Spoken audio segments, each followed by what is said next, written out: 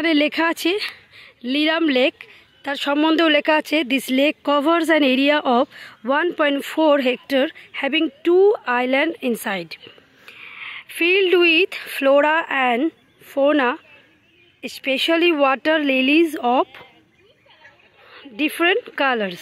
তো এই হচ্ছে বিবরণ, আর এই হচ্ছে সেই লেক। আমি একবার ভালো করে দেখিয়ে দিই। এই হচ্ছে সেই বিভিন্ন রকম যে শালুক ফুলের কিছু চারা, এইগুলি কিন্তু পরবর্তীকালে কিন্তু খুব সুন্দর আকার নেবে। তো চলুন আরেকটু দেখা যাক।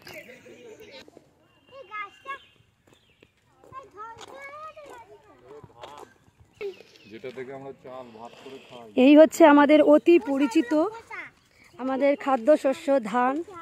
এই ধানটা কিন্তু এখানে নতুন করা হয়েছে, এর আগে যখন এসেছি কোনোদিনই এরকম কোনো পরিকল্পনা এখানে নেই।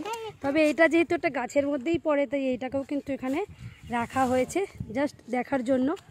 আর আরও একটি সৌন্দর্য দেখাবো।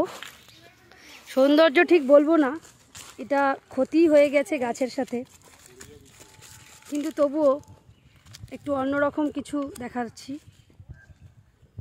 এই হচ্ছে এত বড় গাছটা, এখানে কিন্তু কোনো রকম একটা ডিজাস্টারের ফলে কিন্তু এইভাবে গাছটা কিন্তু এখানে পুরো উপড়ে উঠেছে, কিন্তু গাছটা কিন্তু মরে যায়নি। যেহেতু মাটির সাথে এখানে সংযোগ রয়েছে, তাই গাছটা কিন্তু কোনোভাবেই এখানে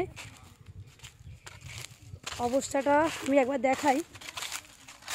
গাছটা কিন্তু একদম শিকড় সমেত উবড়ে এসছে, কিন্তু যেহেতু মাটির সাথে এখনও তার শিকড়টা লেগে রয়েছে, তাই কিন্তু গাছটা এখানে বেঁচে আছেই বলা যায়।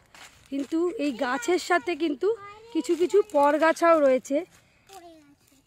দেখুন শিকড়টা কিভাবে রয়েছে, এগুলো কিছু কিছু থাকে শিকড়, আর কিছু কিন্তু এগুলো সব পরগাছা।